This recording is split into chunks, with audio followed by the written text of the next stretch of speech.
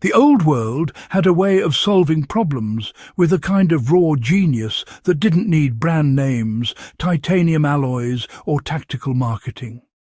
Some tools were so well crafted, so intelligently simple, that even today they outplay modern gadgets that break, drain batteries, or vanish when you need them most.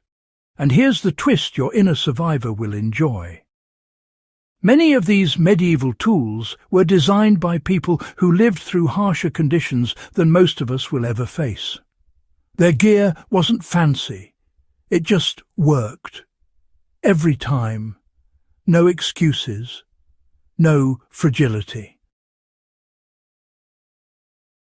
So let's dive into the 10 medieval bushcraft tools that still flex harder than a backpack full of modern gear.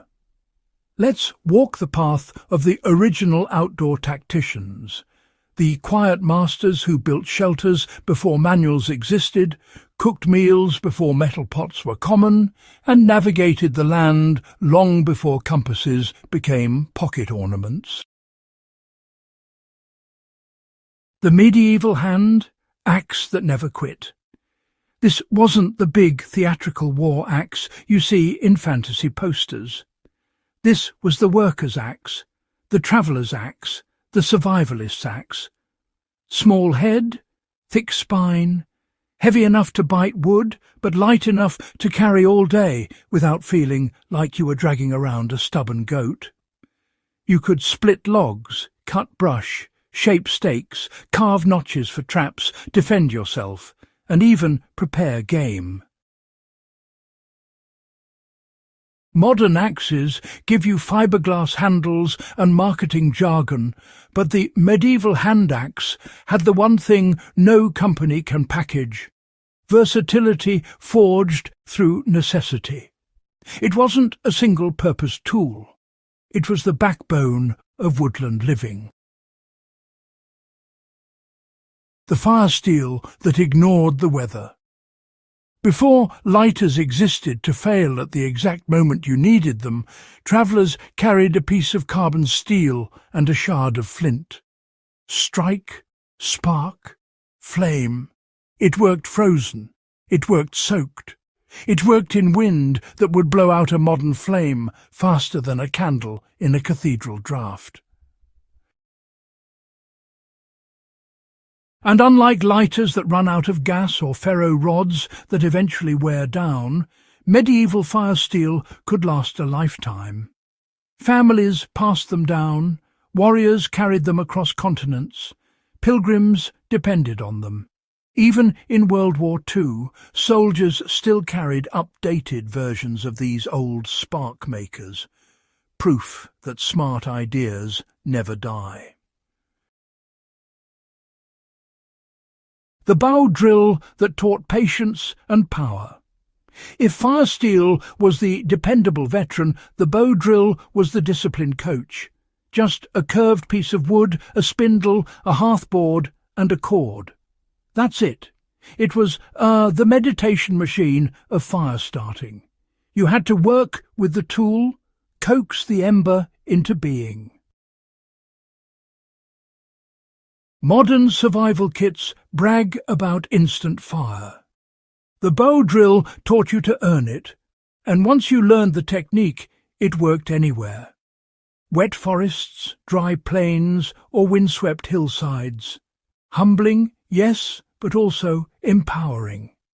It was the great teacher of self-reliance. The wooden mallet that could survive anything. Forged from the heartwood of tough trees, the medieval mallet was used for everything modern folks rely on rubber hammers, dead-blow mallets, or steel head tools for. You used it to drive stakes into frozen ground, strike chisels, shape wood, crush bone, tenderize meat, or secure the foundations of shelters. The beauty? If it cracked or wore out, you made another one. No stores, no shipping delays, just knowledge and hands. The draw knife that shaped civilizations. Picture a blade with handles on both ends that pulls towards you. That was the medieval draw knife, the sculptor of beams, bows, spear shafts, handles, sled runners, shields, and anything else that needed to be smoothed or thinned. Modern equivalents exist, yes, but none with the pure efficiency of the original. The medieval version allowed you to remove huge curls of wood or delicate slivers with the same tool. Even master carpenters today fight over vintage ones because they were engineered with a kind of instinct modern factories don't bother recreating. The clay pot that outperformed modern cookware. Now, when people hear medieval cookware, they imagine crude lumps of earth. But actually, medieval clay pots were engineered like slow-cooking dynamos. They distributed heat evenly, prevented scorching, and allowed food to simmer gently for hours. That meant richer broths, tender meats, and perfectly cooked grains. These pots worked directly on coals, under coals, beside flames, or even buried in earth ovens.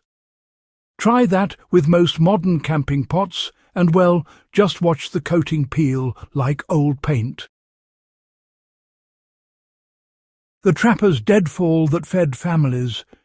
Before steel traps existed, medieval hunters built deadfall traps using only wood, stone, and, honestly, an understanding of animal behaviour.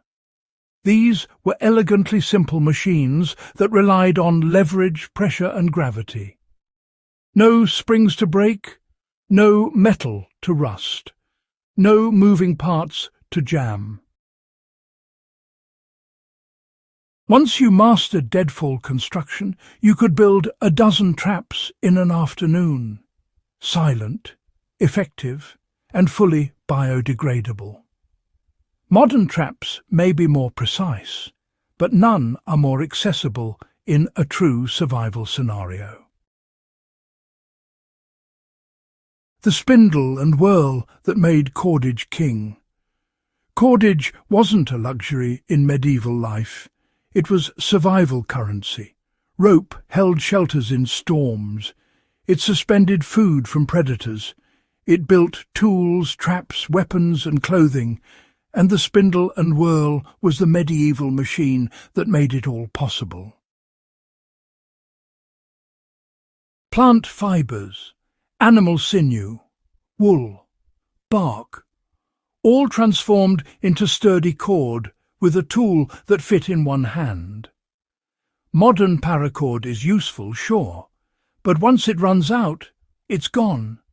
Medieval spinning tools let you create endless supply. The mortise and tenon toolkit that built stronger shelters. Forget nails.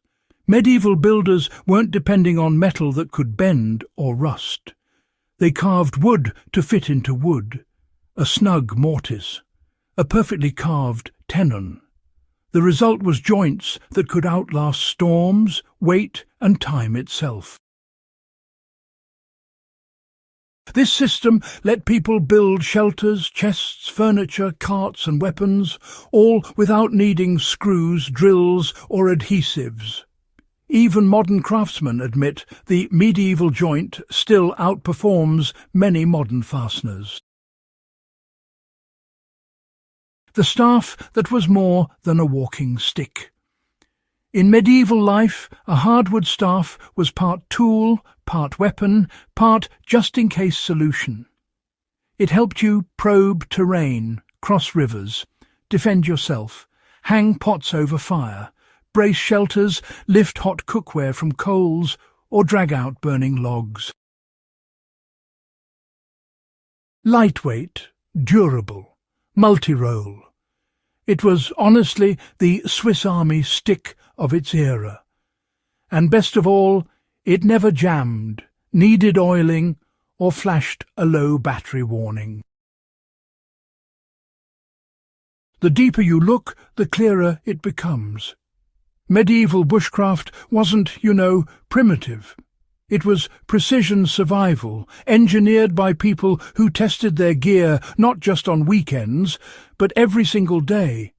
Their tools didn't need instructions. They didn't need promises. They worked because they were simple, tested, and time-proof. And if you love learning how our ancestors survived with tools smarter than many gadgets we buy today, then you're already part of the legacy of survival family. Make sure you subscribe, share this with someone who loves old-school brilliance, and keep exploring the knowledge that refuses to die.